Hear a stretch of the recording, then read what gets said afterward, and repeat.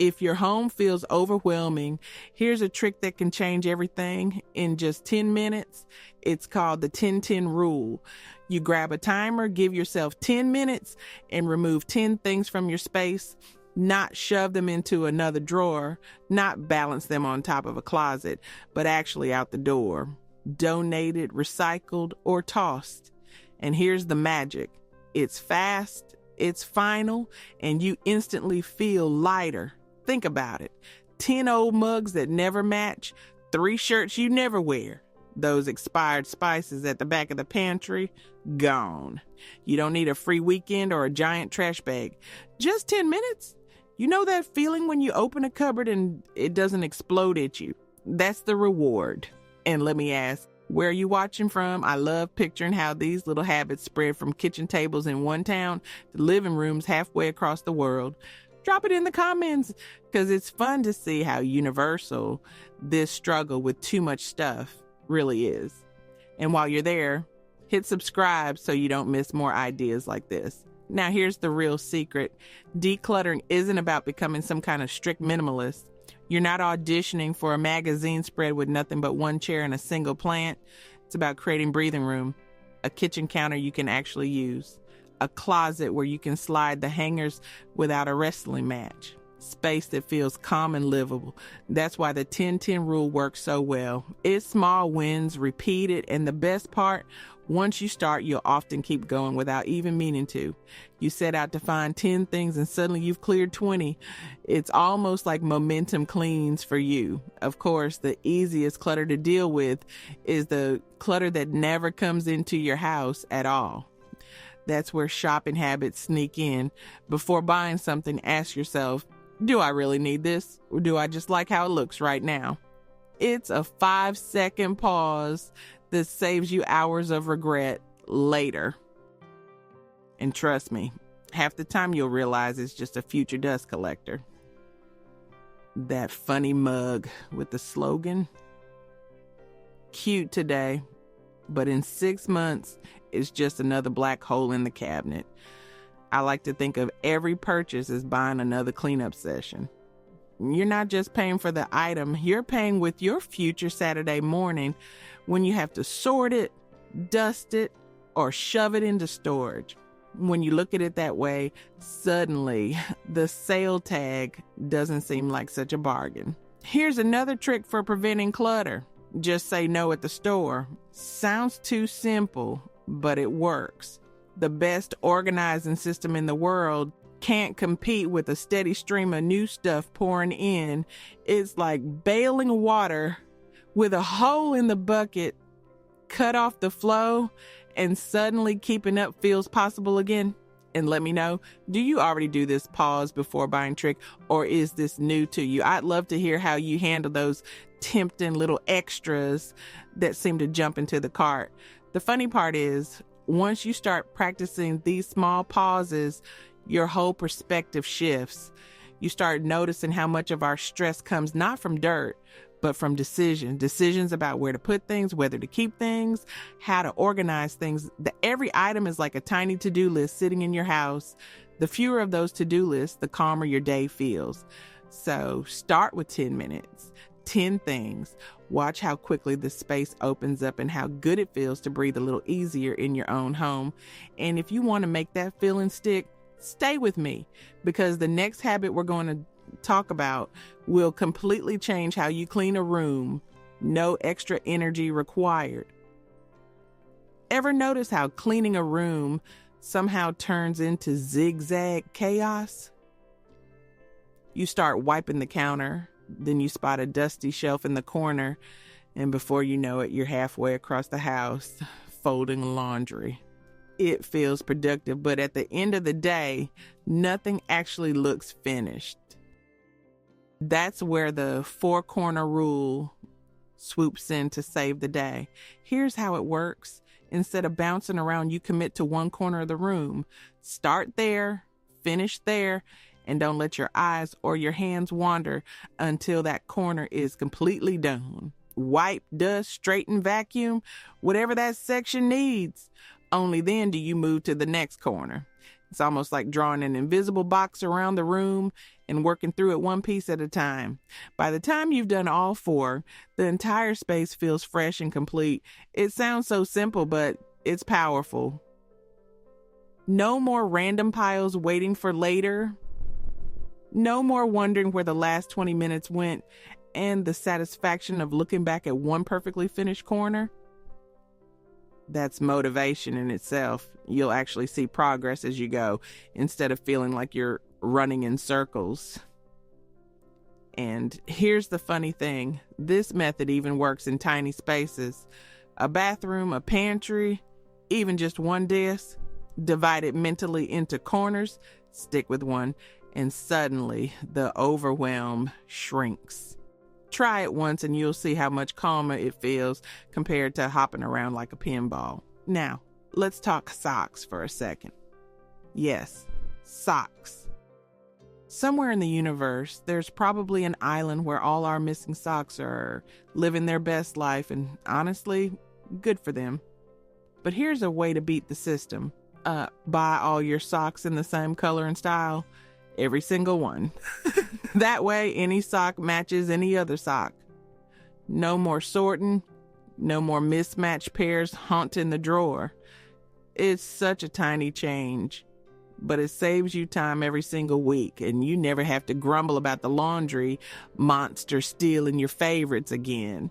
And since we're talking about simplifying, think about the energy you spend zigzagging through chores. Walking back and forth across a room 10 times may not seem like much, but it adds up to wasted time and tired legs. The 4-corner rule solves that, and when you mix it with little systems like the sock trick, you start building a home that works for you instead of against you. By the way, if you're enjoying these little time savers, hit that subscribe button. It's free, and it means you'll have a steady stream of calm home ideas coming your way. Now, here's a thought that ties it all together.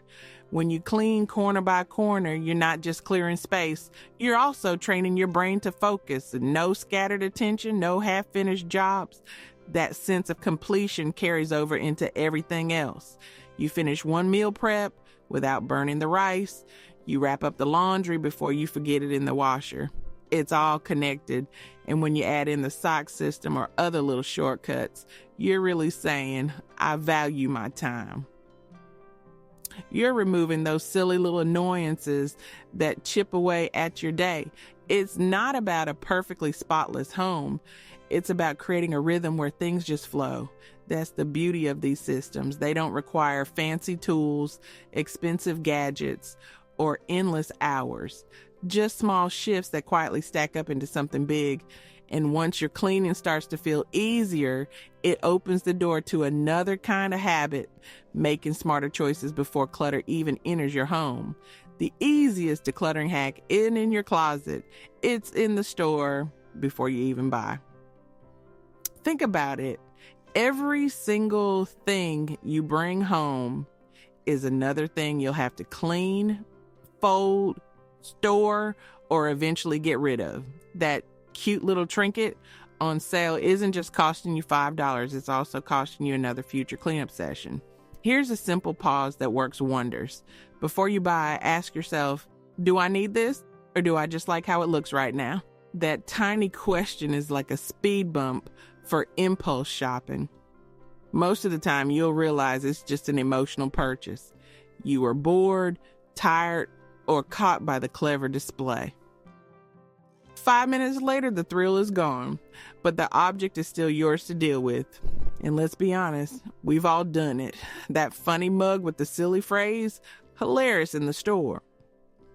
But fast forward 3 months, and it's buried in the cabinet, waiting to become someone else's garage sale find. It's not just a mug, it's a future dust collector. Another way to cut down on regret. Use debit, not credit. Sounds boring, but it changes everything. Debit keeps you grounded in what you actually have, not what you might have later. When you're swiping a credit card, it's way too easy to treat it like free money. But that cute lamp you bought on credit, You'll still be paying for it long after you've stopped liking it. And worse, it's another thing to dust, another decision waiting to happen. Debit spending is like decluttering your finances. Cleaner money habits, less stress, and way fewer, what was I thinking? Purchases. What I love about this shift is that it ties your home and your wallet together. Every dollar you don't spend on something unnecessary is also one less thing you'll have to manage later. Less to unpack, less to organize, less to dust. It's all connected. Here's a quick example. Let's say you're eyeing some fancy seasonal decor. Pretty, yes, but ask yourself, am I buying beauty or am I buying another storage headache when the season ends? That pause can save you not just the cost, but also the hassle of shoving another box into the garage. And here's a fun engagement question for you. When you shop, do you already have a little rule you follow to stop clutter? Or would a 5-second pause like this help you out? Share it, because everyone has their own trick and you might give someone else the perfect idea. What I've noticed is this: once you train yourself to say no in the store, everything else at home gets easier. The clutter slows down, your room stays calmer, and cleaning takes less time because there's simply less stuff. It's like giving yourself a head start before the mess even begins. And when you pair that with mindful money habits, you end up protecting not just your space, but also your peace of mind. You're not juggling bills and dusting knickknacks you don't even like anymore. You're free to enjoy the things you actually love. The cozy chair you read in, the dishes you use every day, the photos on the wall that really matter. That's the whole point. Homemaking isn't about filling your house with more. It's about making space for what feels good and letting go of what weighs you down. And speaking of letting go, there's a simple decision-making trick that helps when you're stuck. Standing there with something in your hands, not sure whether to keep it. It's called the 5-5-5 rule. And once you hear it, you'll never overthink again. Want to calm a home? Sometimes it comes down to asking one tiny question. Will this matter in 5 minutes, 5 days, or 5 years? That's the 5-5-5 rule. It works like magic when you're stuck deciding whether to keep something, clean something, or even buy something. Picture this. You're holding a random gadget you haven't touched in ages. In 5 minutes, will it matter if it's gone? Nope. In 5 days, will you miss it? Probably not. In 5 years, will you even remember it existed? Definitely not. That little mental check gives you permission to let go without guilt. And it doesn't just work with clutter. It helps with those tiny household decisions that can eat up your brain power. Here's the beauty of it. Decisions stop piling up. You don't stand frozen in the closet wondering about every shirt. You don't waste energy debating a chip dish. You get clarity fast. And clarity is what turns an overwhelming house into a peaceful one. Now let's pull in a little inspiration from a place you might not expect: Tetris. Remember that old game with the falling blocks? Decluttering is a lot like that. Instead of tackling everything at once, you work piece by piece. One drawer today, a shelf tomorrow, a closet next week. Each little piece clicks into place, and before you know it, the whole picture looks better. And here's the twist. In Tetris, leaving empty space is actually the point. It gives the next piece room to fit. Your home works the same way. Empty space isn't wasted. It's useful. It's breathing room. It means you can open a drawer without wrestling it or walk into a room without tripping over something. Too often we rush to fill every spot, when in reality, the calmest homes are the ones with intentional gaps. This mindset shift is powerful because it stops you from chasing perfection. Minimalism isn't about white walls and 3 pieces of furniture. It's about small wins, repeated until they feel natural. Tossing 10 things. Cleaning one corner, saying no to the impulse buy, using the 5-5-5 to stop overthinking. Each time you practice, it stacks on the last. Slowly but surely, you build a calmer rhythm in your home and in your mind. And here's the best part. You don't need expensive tools or hours of free time to start. You just need a few little systems that make daily life lighter. One drawer, one corner, one decision at a time. It's not dramatic, it's not flashy, but it adds up to a home that feels easier to live in. And honestly, isn't that the goal? A space that supports you instead of stressing you out. So maybe today you try the 5-5-5 on that one pile you've been avoiding, or you leave a little space empty on purpose just to see how it feels. Trust me, those tiny shifts can ripple out into your whole home. And once you feel that calm creeping in, you'll never want to go back to the old way.